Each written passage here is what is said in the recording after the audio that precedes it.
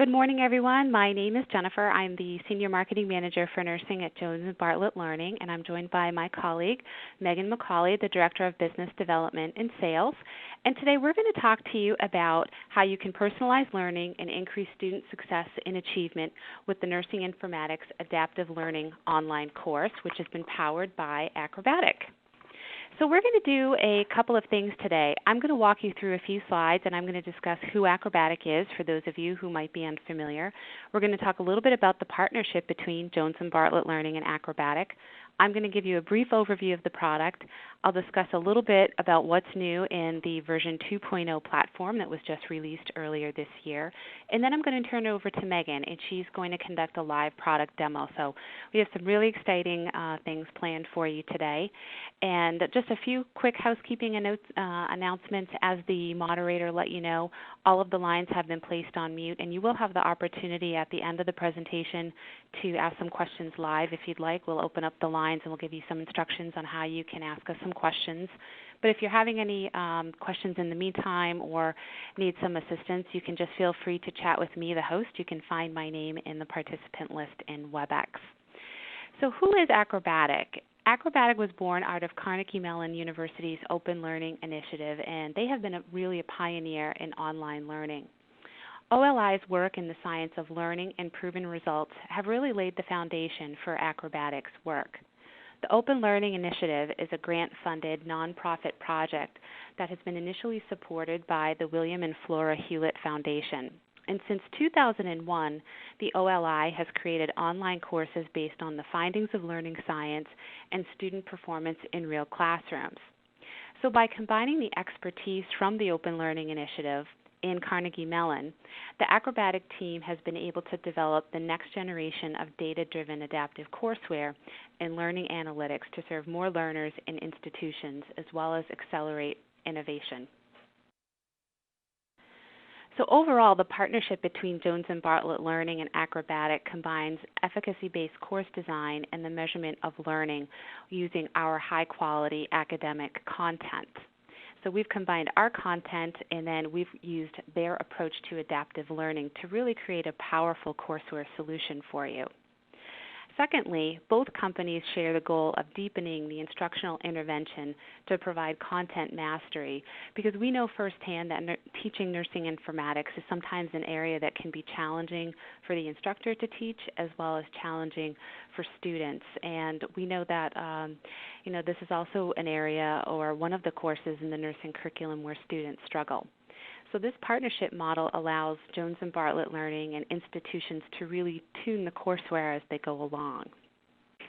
So the more precise and focused the course becomes once people use it, and the more data that is fed in analytics, the better the course becomes over time. So for those of you who are unfamiliar with the Nursing Informatics Adaptive Learning online course, if you haven't attended any of our past webinars, I just want to briefly run through an overview of this course. So this is an adaptive online learning environment which continuously collects, analyzes, and reports learning data as students work through online instructional activities so that the faculty can monitor student learning progress and intervene when necessary. Active learning activities such as adaptivities, which are found throughout the course, allow both the student and the instructor the opportunity to find out how the students are doing using practice activities and graded activities with targeted feedback. Student data is then collected and reported to the learning dashboard for the faculty review, allowing them to provide additional help to those who need it in certain areas. And when Megan walks you through the course, you'll be able to see some of these features and functionality in action. This slide here is a visual representation of how the course is built.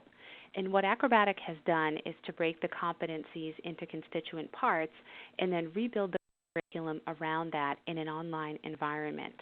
The learning architecture first starts with working with subject matter experts. And then they've asked what it is that they want students to know and to do at the end of the course. And that helps inform the curriculum and how the course is built. They then move into the instructional content, and they insert formative and summative assessments throughout. And you'll be able to see this a little bit too when Megan will demonstrate some of the practice activities and the adaptive activities that students go through. So before I turn it over to Megan for the live product demo, I'm just going to walk through a few of the new features. Overall, there are 3 new features to be aware of in the 2.0 version. There's the brand new adaptive practice activity platform. There's the learning analytics dashboard, and overall the course design and the architecture has been updated and revamped. So those of you who might be familiar with the previous 1.0 version, I think that you'll see some great enhancements and improvement to the 2.0 version. And one important thing to note is that this Courseware solution is completely accessible for students via their mobile devices, their smartphones, and their tablets, and it meets all of the accessibility standards as well. So at this point, I'm just going to turn the presenter control over to Megan. You might just see the screen switch just a little bit while Megan queues up the product demo. Hello, everyone. Again, my name is Megan. Thank you, Jen. I am accepting presenter, and I'll share my desktop with everyone. Okay. All right. On your screen, you should see the courses I'm previewing, and right in the middle of the screen, you'll see Nursing Informatics. When you and your students log into this course, this will be exactly what they would see. As an instructor, we are in an instructor view right now, and so you always have for navigational background, you have the table of contents, a learning dashboard, a gradebook, setup features, and then you can walk in and begin the course this way. I'm going to click on Table of Contents right now. And if you've seen the Nursing Informatics platform prior to this version, you'll notice a different look to the course now. I'm going to resume working. So over on the left-hand side here, you see the Table of Contents icon. If I click on that, I can scroll through the Table of Contents at this view. I can view them over here on the far left-hand side again.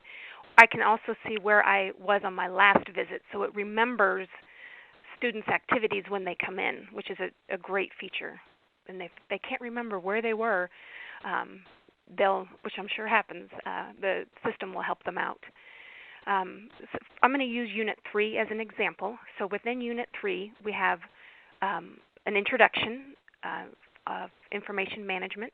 Then we have 3 separate modules within that course.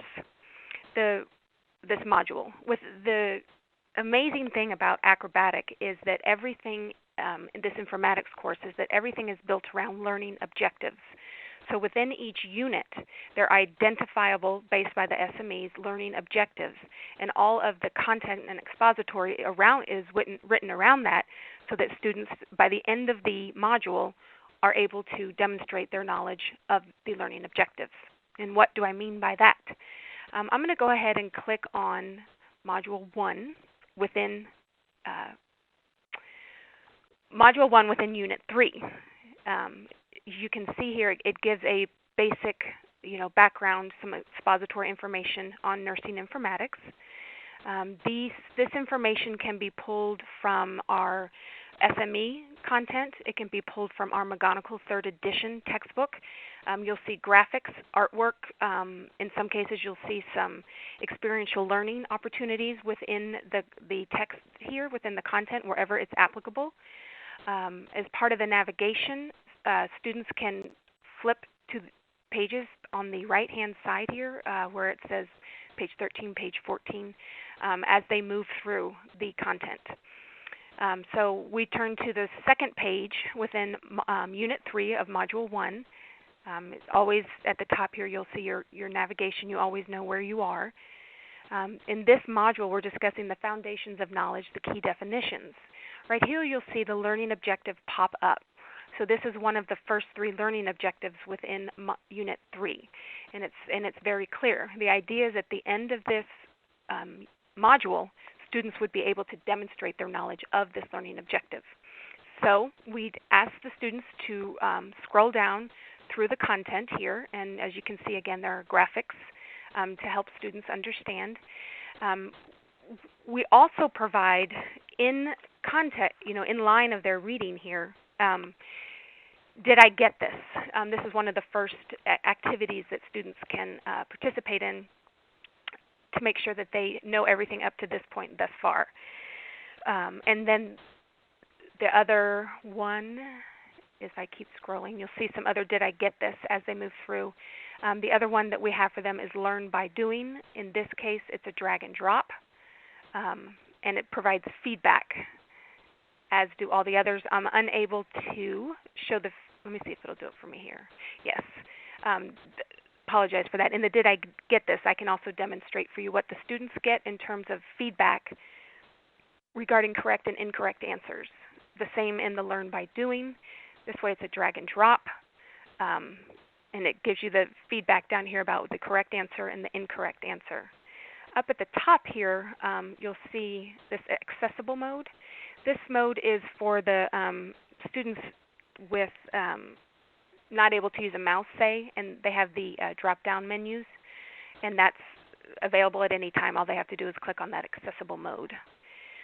These answers that the students are placing here are being recorded in our analytics platform. So as the students move through, we're gathering data and analytics in this profound background that they don't know that's going on. That's going to give you as the faculty a great insight into each student in the course. Let me see here. Okay, I'm going to scroll over to the, I don't want to make everybody dizzy here, so I'm going to scroll right to page 27, which is the wrap-up for Module 3. So we have gone through Unit 1, 2, and 3 within Module 3, and then this is the wrap-up. So at the end of each unit, the students get a wrap-up summary. Everything they've read before is just a nice way to make sure before they continue, they know what it is they need to know. Here are the 3 modules, the learning objectives that are displayed within each module. The students get to, I've already answered this. Normally there are bubbles that students fill in, but the students get to check and let the system know how they feel they are doing on each task. So in the first case, this student does not feel they are not at all yet able to identify potential barriers to patient-centered care created by the use of various information technologies. The student's feeling, with a little support, they can apply the information gained from patient care technologies, but still needs a lot of help on describing the available information system technologies. So what this does is this takes the information that the students have put into the system on the previous exercises that I just showed you, and this compares what they have put into the system versus what they think they know. And I don't know of many systems that are able to demonstrate that kind of data to an instructor, and I know you're going to want to see how that looks, and I will show that to you. But that's the real power behind this is they may think they're doing fine, but in essence, the results based on their practice show something different. They also at this check before they continue, they also have the option of letting you as the faculty know what concept or topic is the least clear and any other additional questions they have. When I submitted this, I didn't put anything in there, so it listed none, so at least you'll know that the student submitted the top part and just didn't have any comments for the bottom. But this is an extremely valuable tool. One, when you start to look at the learning objectives for your course and tracking how well the whole class is performing. And then if you have a particular student that is struggling or a student that you're working with, you can go into their results specifically and find out, in real time where and how well they're doing. Let me show you what I mean here. Let me see. I'm going to jump out to the instructor dashboard, and we're going to look at the results for that exercise. I probably jumped too soon. I wanted to explain this dashboard here, but in this graphic, you'll see the learning objectives of all students at the start of the course. On the left, this is part of the instructor dashboard. This is part of the analytics that are pulled as the students move through it. Right now, we are observing the data based on, as you can see here on the top left-hand corner, the learning objectives. I can switch it to a student-based analytic, which is pretty fascinating. So overall, which learning objectives, I'm going to swap back to the learning objectives option. You can see which learning objectives are, how each learning objective is being performed by the class as a whole. And as with this graph, you can see that the bottom indicates the amount of activity, and the top, this left-hand side talks about the learning estimate, so how well the learning estimate for each module is. If I click on the student view, this I think is really powerful. Right here what we have is each student in the class. And as I scroll over these bubbles, you'll see some names pop up. As you look at this graph, there would be a student here, like we like to find out, which student would you be most concerned about? Would it be a student over here with the low activity percentage?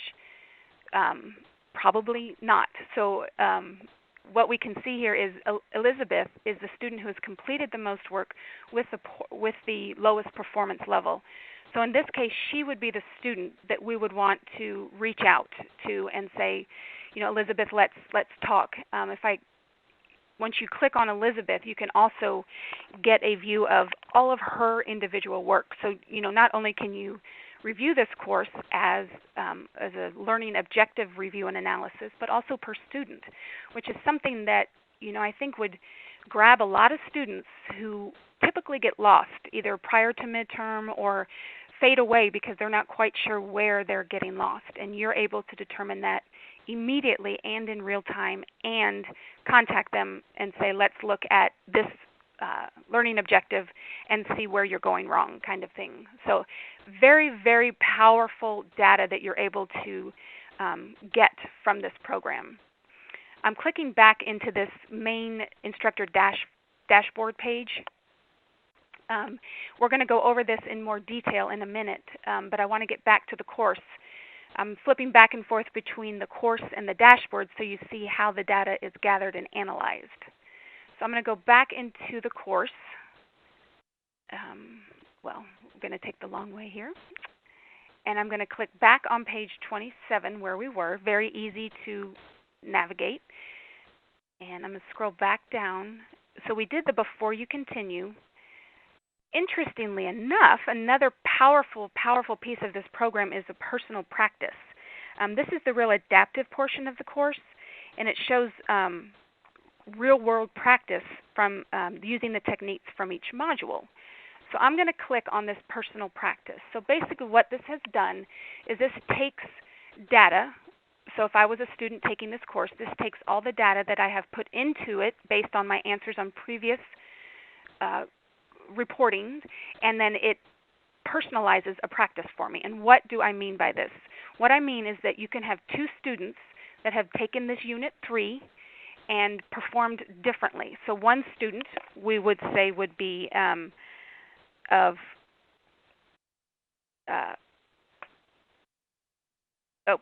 one student performing on a higher end of high learning estimate, and another student who is performing on a low learning estimate. And then their personal practice varies depending on whether they fall on the spectrum in terms of high level and low level. And I'll show you what I mean by that. I'm going to open up two different browsers. There is my Firefox browser. Here's my Chrome browser. And this is the same, as you can see here, on the left-hand side I have, I believe it's Henry, and on the right-hand side I have Sarah. And for demonstration purposes, this is the best way for me to show this to you, because otherwise in a just in a course without students, it's hard to demonstrate this data without breaking it down into two separate courses. So for the purposes of this demonstration, we've gone ahead and created two student courses and then had them take some practice within them. But you as the instructor would view this within your gradebook automatically. So you wouldn't have to go to these links when you're actually in the course. So on the left-hand side, we're going to see question 1, 2, 3, 4, and 5, and submit. This is Henry. Henry is a student that has been determined to have a high learning estimate, and so he receives 5 questions. On the other hand, Sarah has a low learning estimate based on the data that she's put into the system up to this point, and so she receives 10. The whole point here is that this is the real difference in the adaptive learning, where the adapting via machine-driven learning paths versus adaptive learning and personalized practice. So in this case, it really isn't.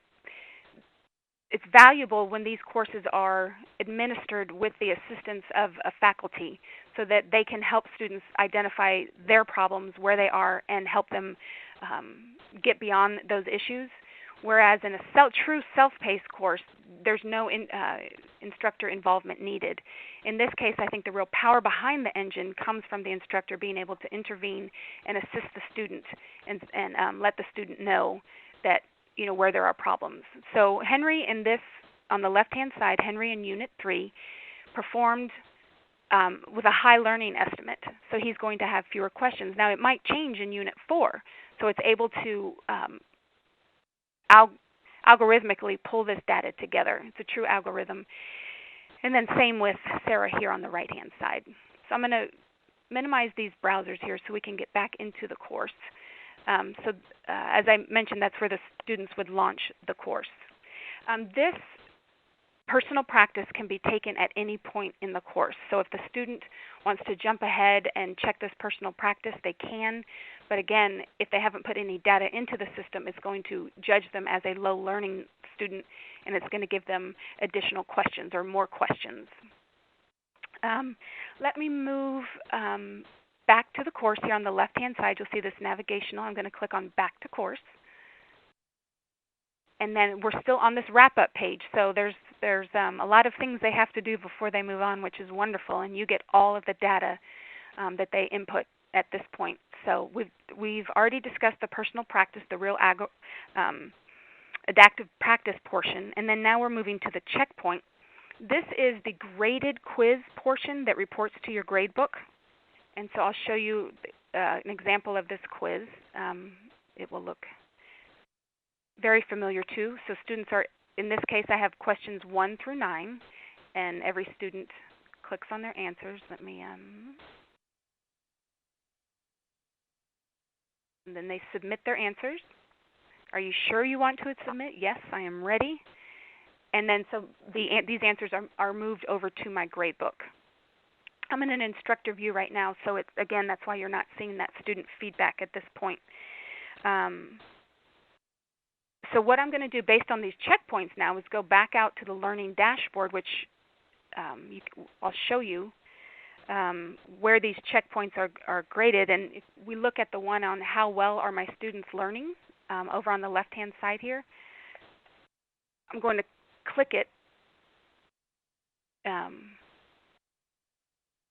Well, we've already seen, I showed you that one before. How well are my students learning? You can see how they're learning. Some other features that we have here on this learning dashboard is we call these on the right-hand side, these are cards. So all of the items here on the left-hand side can turn into cards. And you're able to customize based on these learning not objectives, but learning assessments, which ones you want to see on a more regular basis. So 1, 2, 3, 4. These are the 4 cards that have been designated by this instructor as to the ones that are on the dash. Every time they open up the dashboard, this is the data that they see. However, you're able to customize it and add cards at any time. So I want you to know that.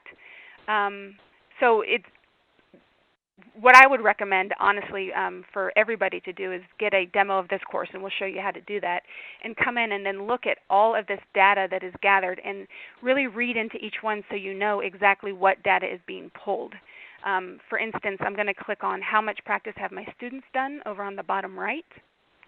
And you can see here what we have is how much practice have they done within each unit. And you can run this report based on accuracy, how well are they performing on it. And the shaded, so this is a bar graph that determines accuracy based on the level of shading. So lighter is 0 and 100% is in the darker. So this group is mostly in the middle. If we talk about activity completed, again, you can see the practice students have done based on the activity, based on the pages viewed. So it's going to track that kind of data from students and the time spent within each unit. And you can do it on, you can analyze the data on a select student, all students, and then you can do it based on a date range. So, imagine that if you have a contingency of students saying that they're having a problem, and you come in here to find out that everybody spent an hour on each module, or 5 minutes kind of thing. So you're really able to get that data on the students that's going to help you determine how this course or student needs to be directed in this module. And I love playing with these individual cards because they're the data that, if you're a data junkie like me, the data is absolutely phenomenal in terms of what you can provide. Let me see here.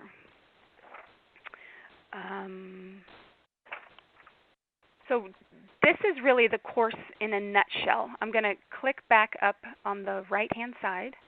I'm going to go to back to my courses, and we just saw the learning dashboard. So that's one tool that you have as an instructor. You also have a grade book that you can see. Unfortunately, in this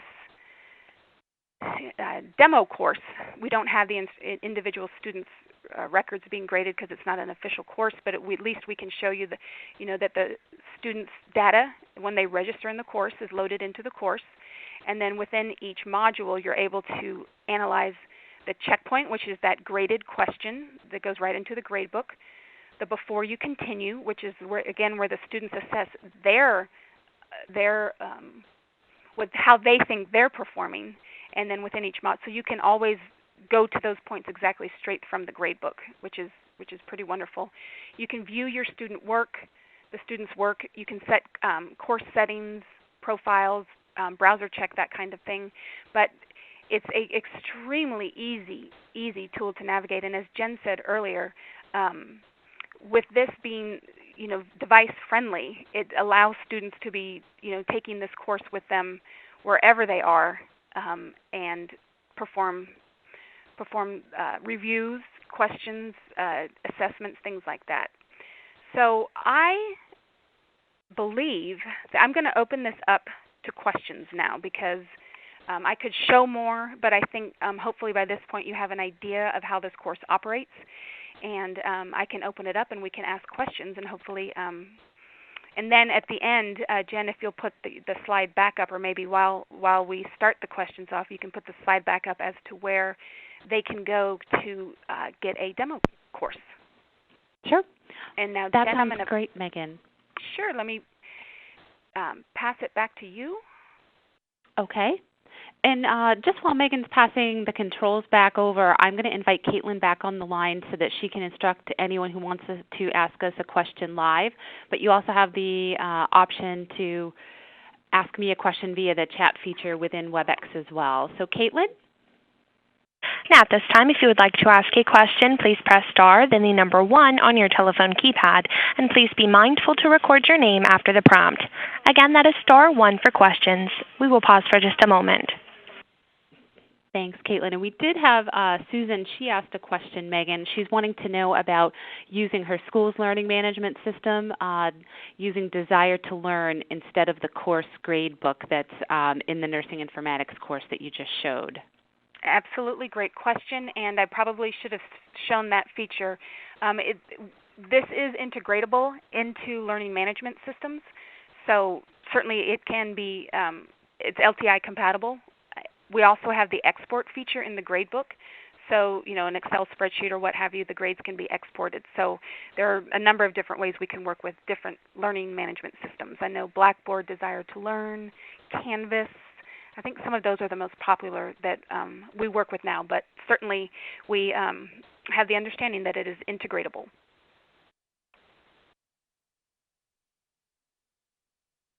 Thanks, Megan. Caitlin, do we have anyone who's on the phone line? There are no questions at this time. Again, if you would like to ask a question, please press star 1 at this time. Okay. Megan, I think you did such a great job that we've answered everything. Well, just in closing, I would, encourage everybody to go to the go.jblearning.com/NIACRO link there that we put, and request a demo of this course so you can play around with it. As I mentioned, this is very different from other most adaptive learning courses in that, we are really, this course is, the engine behind this is so powerful. And, in some adaptive, there's a lot of people that describe adaptive learning, but in some adaptive learning programs, it can be really difficult for a faculty member to trace your student's effort or find out where they're struggling or their activity or what they've been able to do, because you don't know which path they've taken. But within this personalized practice feature, our adaptive technology feature, they have the ability to reveal multiple hints, tailored feedback in activities to help them guide their learning. Their learning estimate is always dynamically assessed, and that students with low learning estimates receive more instructional scaffolding. So, in a way, I know faculty always want to be able to provide that personalized service to those students that need it. It does take a lot of work, and then there are students who don't need it, and certainly you don't want to slow them down. So basically what this the analytics behind this platform have done have gone to the work of really allowing you to personalize this for your students. So as I mentioned, it could be completed as a self-paced course, but the real power behind it is a combination of the instructor with the analytic program. So as you can see, I'm very passionate about this course, and I think it really takes nursing informatics to a new level as to what faculty can do with this course. And if you have any questions at all, I am more than happy to answer questions or dive in deeper to demonstrations. Thanks, Megan. And we do have one question that comes from Lynn, and she's asking, for the student learning assessment, are the questions tailored to the individual, or does the system just increase the number of questions? They are tailored to the individual. They are tailored to the individual. So it's not as if certain questions are hidden or taken away, but they are tailored to the individual based on the data that is put in the system. So it sounds like, I think this person is probably asking, as you've answered, based on the content they are or aren't grasping within the course, more questions are tailored just to make sure that they get up to speed to move further, and it's not just like a numbers game of increasing the quantity. Exactly. It's not a quantity game, not by any means at all. And because they have different levels, they call it instructional scaffolding. So within that instructional scaffolding, students get more hints, more feedback, and things like that. So it's just not a matter of putting a question in and taking a question out. So good question, and I think that really demonstrates the difference between this analytic platform and some other analytic platforms, is that this one is not a matter of the student only gets 5 questions where this one will get 10. No, it's a personalized assessment. Great. And another question, Megan, we might have covered this earlier in the presentation. You might have spoken to this, the use of the nursing informatics textbook. How does that work with the course? We have an instructor who's wondering that. Well, another great question. This is a standalone course. It is based off the McGonagall, our 3rd edition of the text. It's based on that book, so you'll find the content is very similar. You can use the book as a framework to this course should you like or your students prefer to have a textbook portion as part of the course, although it's not required. That in mind, in terms of if you are used to or do a hybrid type course, you certainly could use these two in conjunction and use the instructor materials for the textbook when you assess from the textbook, but then basically most of the assessments from this course would be, all the assessments in this course relate to the data that's in the course, and I hope I made that clear. So the book could be a framework companion to this course, but it is not required. So this is a standalone course in its own. Great, that makes a lot of sense, Megan. And Caitlin, do we have anybody who's waiting on the line with a question? There are no questions in queue at this time. Let me, I'll be happy to give my email address if anybody wants it to contact me directly. It's mmccauley@jblearning.com. mmccauley@jblearning.com. I'll be happy to answer any questions you think of after the fact. Excellent. Thank you, Megan. I think that this concludes our presentation, and just want to reiterate, if you'd like to request a demo or you'd like to learn more about Acrobatiq's Intelligent Courseware, we do have those links for you. So if you go to go.jblearning.com/NIACRO, that will bring you to a form where you can request access and have the ability to try out the course on your own. And then the Acrobatiq website is also listed there as well. So we want to thank you for your participation today, and please don't hesitate to contact us if you have any product questions or would like a further personalized demo. We're happy to do that for you. And thank you, Megan, for walking us through the product today. You're very welcome.